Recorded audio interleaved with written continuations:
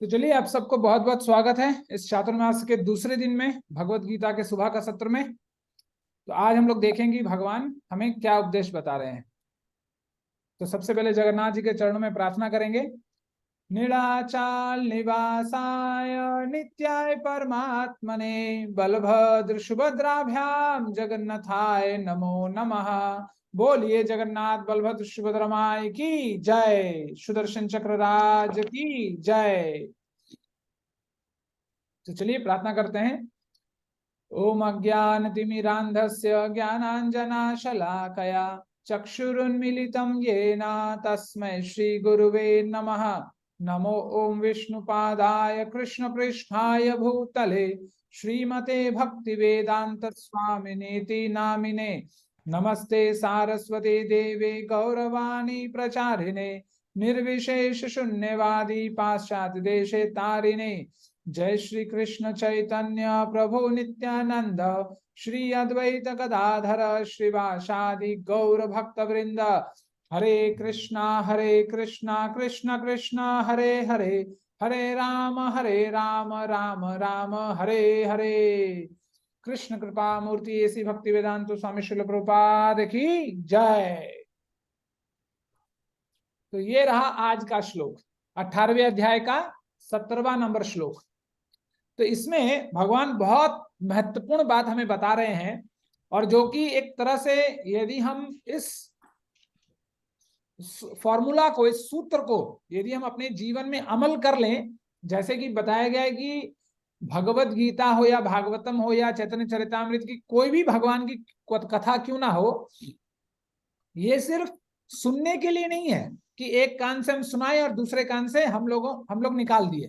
ये हमें अपने जीवन में अमल करने के लिए है। तो किसी के जीवन में एक दिन में, किसी के जीवन में 1 साल, किसी के जीवन में 10 साल, सुकृति अनुसार यदि हम अपने जीवन में धीरे धीरे इसको अमल करें तो दिखेगा ये उसका असर हमारे ऊपर बहुत जल्द दिखाता है। तो इसीलिए सिर्फ हम ना कि सुने, लेकिन सुनने के बाद उसको अपने जैसे भगवान ने कहा है उसी तरह एज इट इज यथारूप में हम अपने जीवन में उसको उतारने का प्रयास करें। समय अलग अलग हो सकता है, ठीक है। तो यहाँ भगवान दो फॉर्मूला, बहुत बहुत बहुत बेहतरीन सूत्र भगवान हमें बता रहे हैं। यहाँ पर भगवान बता रहे हैं कि यस्य ना अहम कृतो भावो बुद्धि यस्य ना लिप्यते हत वापि स इम लोकान हंति ना निबध्यते।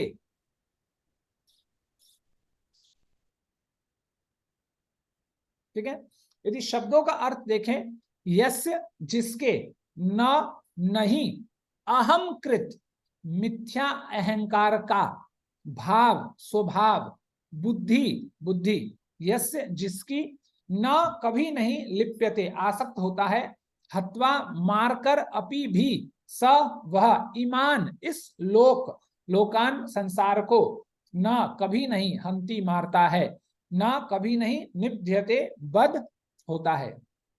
तो भगवान कह रहे हैं जो मिथ्या अहंकार से प्रेरित नहीं है, जिसकी बुद्धि बंधी नहीं है, वह इस संसार में मनुष्यों को मारता हुआ भी नहीं मारता, ना ही वह अपने कर्मों से बंधा होता है। तो देखिए भगवान ने यहाँ पर दो मूल चीजों के बारे में बताया है। तो सबसे पहला तो भगवान ने बताया अहंकार, और वो भी जो मिथ्या अहंकार है।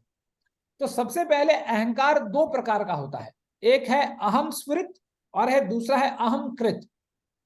तो अहम स्फुरित क्या होता है? अहम स्फुरित वो अहंकार होता है जब हम सोए रहते हैं, निद्रावेश में रहते हैं और निद्रा से उठते हैं, जैसे ही हम उठते हैं हमें एक फीलिंग होता है, एक अनुभव होता है कि हम हैं, अच्छा मेरा कोई एग्जिस्टेंस है, मैं हूं, ये भाव हमारे अंदर जगती है। क्योंकि जब हम सोए रहते हैं तो हम, जैसे हम लोग बोलते हैं ना, गधा घोड़ा बेच के सोते हैं हम लोग, तो सोए रहते हैं, वो एक तरफ से मरणासन में है, किसी चीज का खबर ही नहीं कि क्या चल रहा है क्या नहीं चल रहा है। लेकिन जब हम जागते हैं, तुरंत जागने के तुरंत बाद एक अनुभव हमें होता है कि मैं हूं। तो इसको कहते हैं अहम स्फुरित, कि मैं हूं, ये जो अनुभव है ये भी अपने आप में एक अहंकार है। इसके बाद जब आप उठ जाते हैं तो पता चलेगा अरे अरे मैं उठ गया, अच्छा ठीक है, मेरा नाम, मेरा ये नाम है, फलाना नाम है, मेरे 2 बच्चे हैं, मेरी एक पत्नी है, मेरे एक माता पिता हैं, मेरे एक चाची है, नाना है। बहुत प्रकार के रिश्तेदारों से हम अपने आप को मतलब अपने आप को रिश्ता लगाते हैं, रिश्ता संबंध बनाते हैं। तो जब अपने को हम कर्ता मान लेते हैं कि अच्छा मेरा ये है, मेरा घर है, मेरा पड़ोसी है, मेरा घर गाड़ी है, घोड़ा है, तो इसको कहते हैं अहमकृत। जब हम समाज के साथ अपने आप को पहचान लेते हैं उसको कहते हैं अहमकृत। तो 2 प्रकार का अहंकार, एक अहम स्फुरित और एक दूसरा अहमकृत। तो देखिए, और सबसे पहले अहंकार इंसान को क्यों होता है? जब वो मानने लगता है कि मैं ही करता हूं, मैं ही सब कुछ चलाता हूं, मैं ही करता हूं। अब अहंकार जो है इसको शास्त्रों में मधु से कंपेयर किया गया, मधु से तुलना किया गया, जैसे शहद जिसको कहते हैं। तो देखिएगा शहद का स्वभाव क्या है? मीठा, बड़ा मीठा होता है, अच्छा लगता है, और अहंकार भी बड़ा मीठा होता है। तो देखिए कभी आप कुछ कर रहे होंगे, यदि हमें किसी ने बोल दिया कि अरे परम धाम प्रभु आप क्या क्लास देते हैं, तो सामने तो शायद नहीं कहूंगा, लेकिन अपने आप में लगेगा कि अरे यार देखो आज 2-4 लोगों ने मेरी तारीफ की, बड़ा मजा आया। तो ये अहंकार भी बड़ा मीठा होता है। और जब इसको लोग, है ना, जैसे आप लोगों ने देखा होगा, मतलब जो बुजुर्ग माता जी लोग हैं, आप लोग जो लोग गांव में रहे होंगे, जिन लोगों ने कोयले का चूल्हा या लकड़ी का चूल्हा लगाया होगा, देखिएगा आपको जब आग को लहकाना होता है, धधकवाना होता है, तो आप क्या करते हैं, उसको थोड़ा हवा दे देते हैं नीचे से, और जैसे ही हवा देते हैं वैसे ही आग दहक उठता है। वैसे ही हमारा अहंकार है कि जब लोगों के माध्यम से हमें किसी चीज के प्रति 2-4 लोग अच्छा कह देते हैं हमें कि अरे क्या कर रहे हो, क्या बात है, क्या सेवा कर रहे हो, क्या ड्रेस पहने हुए हो, क्या कितना सुंदर तिलक तुमने किया है आज। जब ऐसा लोग कह देते हैं तो वो जो सूक्ष्म अवस्था में हमारे अंदर अहंकार है, जो होना नहीं चाहिए, वो अपने आप में धड़कने लगता है, हमें पता नहीं चलता, और हम साक्षात उसको स्वीकार भी नहीं करते, लेकिन कहीं ना कहीं वो अपने आप अंदर में एक ज्वाला धड़कती रहती है, और वही हमारे पतन का एक ना एक दिन वो कारण बन जाता है। और कहा गया कि यदि इस अहंकार रूपी जो मिथ्या अहंकार है, इसका यदि हमें विनाश करना है तो हमें क्या करना होगा? जैसे शास्त्रों में अहंकार को मधु से तुलना की गई है, उसी तरह यदि इस अहंकार का छेदन करना है तो हमें भी उस मधुसूदन का आश्रय ग्रहण करना होगा।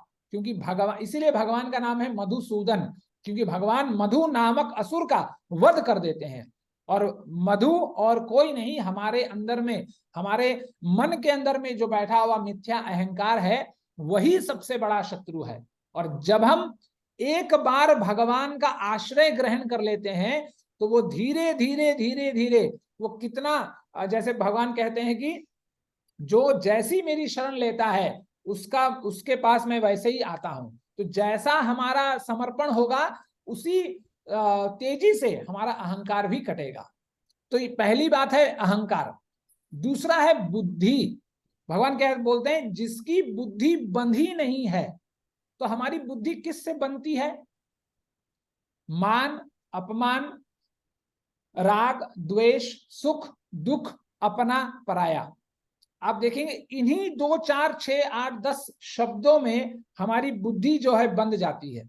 मान लीजिए आज कैलाश प्रभु जी ने बोल दिया मुझे, अरे प्रभु जी क्या आप क्लास देते हैं, फालतू क्लास देते हैं, कुछ बताते नहीं ठीक से, बस इधर उधर की बातें करते हैं। तुरंत द्वेष वाली बुद्धि कैलाश प्रभु जी को पकड़ लेगा। और वहीं जहां दूसरी तरफ सुभाव प्रभु जी ने मुझे बोल दिया, अरे प्रभु जी क्या क्लास दिया आपने, मस्त, दिल खुश हो गया, वहीं राग वाली बुद्धि तुरंत सुभाव प्रभु जी को पकड़ लेंगे। मतलब मेरे जीवन में एक शक्तिमान हो गया, सुभाव प्रभु मेरे हीरो हो गए और कैलाश प्रभु मेरे लिए जीरो हो गए। और इन दोनों को पकड़ कर ही हम देखेंगे, हम अंतिम सांस इन दोनों को पकड़ कर, इन दोनों के चिंतन में ही हमारा जीवन बीत जाएगा कि एक ने मुझे अच्छा कहा, दूसरे ने मुझे खराब कहा। इसको कहते हैं बुद्धि से बंध जाना। कि मेरी बुद्धि जो है राग और द्वेष में, अपने पराये सुख दुख में बंध गया और इससे निकलना बड़ा मुश्किल हो जाता है। लेकिन भगवान यहां पर उल्टा कह रहे हैं। भगवान कह रहे हैं कि जो नाहम कृतो, जिसमें मिथ्या अहंकार नहीं होता और जो इसकी बुद्धि किसी में आसक्त नहीं होती, किसी चीज में बंधी नहीं होती, वैसा इंसान यदि कोई कर्म करता भी है तो उस कर्म से वो कभी बंधता नहीं। आप देखिए गीता के अंत में आप देखेंगे अर्जुन ने भगवान की बात मानी और फिर उन्होंने हजारों मर्डर किए, हजारों लोगों को उसने मारा, फिर भी उसको कुछ, भगवान ने पहले कह दिया कि तुम्हें पाप नहीं लगेगा। उसी तरह आप यदि हनुमान जी का चरित्र देखें तो उन्होंने भी लाखों असुरों को मारा, फिर भी उन्हें पाप नहीं लगा और उन्हें टाइटल मिला रघुपति प्रिय भक्तम, कि ये वो इंसान है जो रघुपति के प्रिय भक्त हैं। और इसलिए आप यदि हनुमान जी का चरित्र देखेंगे तो उनमें दोनों ही चीज थी, ना उनमें अहंकार था, ना उनमें किसी चीज में लिप्त होने की, अपनी बुद्धि को लिप्त करने का कोई वासना थी या कोई इच्छा थी, क्योंकि वो खुद को अपने एक वानर का शरीर प्राप्त करने के बाद वो अपने आप को बड़ा तुच्छ, बड़ा कामुक मानते थे, क्योंकि जो बानर होता है वो अपने आप में कामी माना गया है, क्योंकि कपिराज बोलते हैं, तो कपि जो बानर होता है वो कामुक होता है। लेकिन वही इंसान, वही बानर, जब आप सुने होंगे ये हनुमान चालीसा में आता है कि प्रभु मुद्रिका मेली मुख माही जलधि लांघी गए अचरज नाही, कि जो इंसान प्रभु मुद्रिका का मतलब क्या है, जो इंसान राम नाम की मुद्रिका अपने मुख में रख लेगा, जो सुबह शाम सिर्फ भगवान के नामों का ही स्मरण करेगा। आप देखेंगे जब हनुमान जी धनुष कोड़ी से छलांग लगाया उन्होंने और लंका को गए तो उनको रास्ते में कंचन और कामिनी मिली, लेकिन ना तो वो कंचन से प्रभावित हुए ना कामिनी से प्रभावित हुए। इसीलिए बोला गया कि प्रभु मुद्रिका मेली मुख माही जलधि लांघी गए अचरज नाही। और ये जो समुद्र है, ये जो हिंद सागर था, वो और कुछ नहीं, वो हमारे जीवन में ये 84 लाख योनि है, यही भव सागर है जन्म मृत्यु का चक्कर का। कि जो इंसान भगवान के नामों को अपने मुख में ले लेता है वो जीवन में अपने आप इस भव सागर से लांघ जाता है, और इसमें कोई बड़ी आश्चर्य की बात नहीं है। ये तो भगवान का एक छोटी सी शक्ति मात्र है भगवान का नाम, कि भगवान और भगवान के नाम में कोई अंतर नहीं है। तो भगवान के नाम को हम जब पकड़ लेते हैं तो इस भवसागर से हम तर जाएंगे, इसमें कोई संशय नहीं है। इसीलिए आप देखेंगे हनुमान जी को अपनी सेवा में कभी भी किसी प्रकार का अहंकार नहीं हुआ, है ना। जब आप यदि आप कथा सुनेंगे तो आप देखेंगे जब चर्चा चल रही थी कि कौन जाएगा लंका, तो सब लोगों ने अपने अपने सामर्थ्य को दिखाया, लेकिन कोई निर्णय नहीं कर सका कि मैं जा सकता हूं। लेकिन अंत में जैसे स्कूल में हम लोग देखते हैं कि जो अच्छे कभी कभी स्टूडेंट होते हैं वो क्या करते हैं, वो बैक बेंच में बैठे रहते हैं।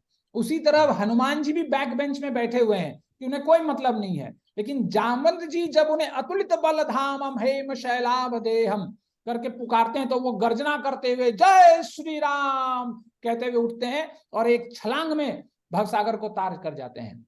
और वहां जाने के बाद भी देखिए, इतना कुछ करने के बाद भी जो इतना बड़ा साम्राज्य में, इतने बड़े सेना में कोई नहीं कर पा रहा था, वो हनुमान जी ने किया।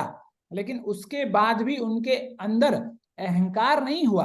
कि जब अशोक वाटिका में माता जानकी पूछती है कि तुम कौन हो, तो हनुमान जी अपना परिचय कैसे देते हैं, वो कहते हैं कि राम दूत मैं माता जानकी सत्य शपथ करुणा निधान की। कि राम दूत, राम का दूत हूं, राम का नौकर हूं, राम का सेवक हूं, ये कहकर परिचय देते हैं। और इसीलिए उनके अंदर में ना अहंकार था, ना किसी चीज में बुद्धि, ना उनकी बुद्धि किसी चीज में लिप्त थी। इसी तरह आप देखेंगे अर्जुन के वाक्यों में जब भगवान इतना कुछ ज्ञान बताते हैं और जब भगवान अंत में इतना ही उसको कहते हैं कि यथा इच्छसि तथा कुरु, जब ये बात अर्जुन को भगवान कहते हैं तो अर्जुन सिर्फ एक ही बात कहता है कि करिष्ये वचनम त्वा, कि आपके वचनों का पालन ही मुझे करना है। क्योंकि भगवान के वचनों का पालन और धर्म के सिद्धांतों का पालन एक ही है, क्योंकि भगवान का वाक्य ही धर्म है। इसलिए भगवान कहते हैं धर्मम तु साक्षात भगवत प्रणीतम। इसीलिए हम यदि बिना लिप्त हुए कोई कार्य करते हैं तो उसमें हमें किसी भी प्रकार का रिएक्शन, कर्मफल नहीं लगता।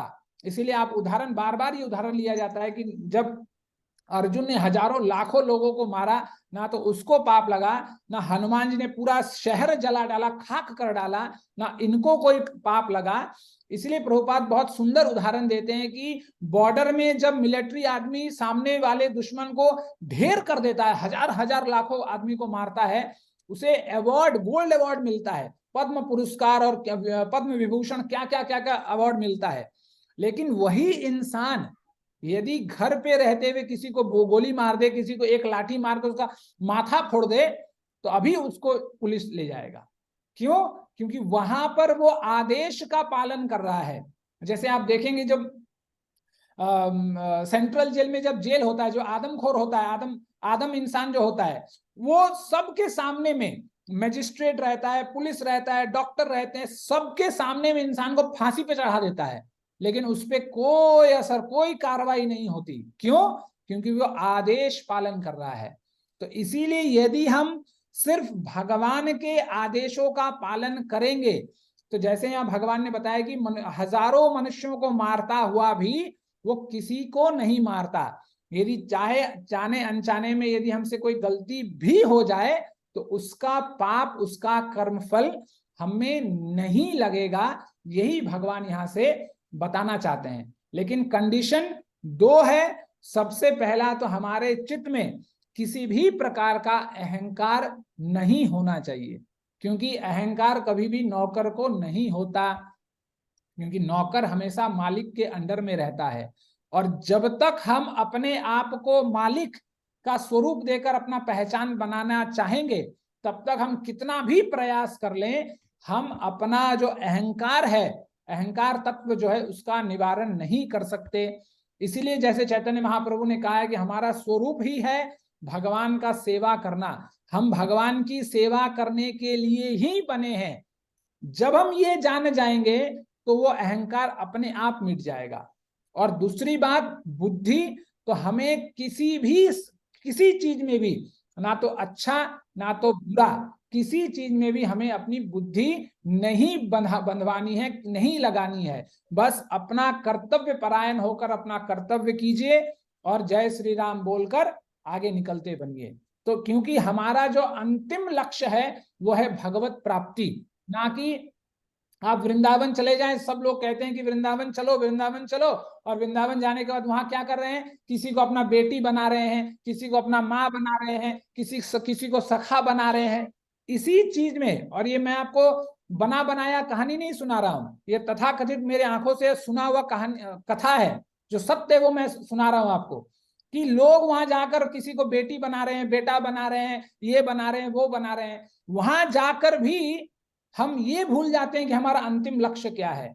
हम वहां बेटा बेटी बनाने के लिए नहीं जा रहे हैं, वहां भजन करने के लिए, भजन को तीव्रता प्रदान करने के लिए हम जा रहे हैं। तो हमें हमारा अंतिम लक्ष्य ये पता होना चाहिए कि हमें भगवत प्राप्ति करनी है, भगवान के चरणों तक पहुंचना है। यही हमारा अंतिम लक्ष्य है और यही हमारा अंतिम गंतव्य है। यदि इस चीज को, इस सूत्र को हम जान जाएंगे तो किसी चीज में भी हमारी बुद्धि कभी नहीं लगेगी। ठीक है, तो इसी को मस्तिष्क में रखते हुए हम आज इस सत्र को विराम देते हैं कि हमें भगवान का ही होकर रहना है और भगवान को ही और भगवान के लिए ही रहना है। ठीक है, चलिए, हरे कृष्णा। यदि किसी प्रभु जी या माता जी का कोई प्रश्न है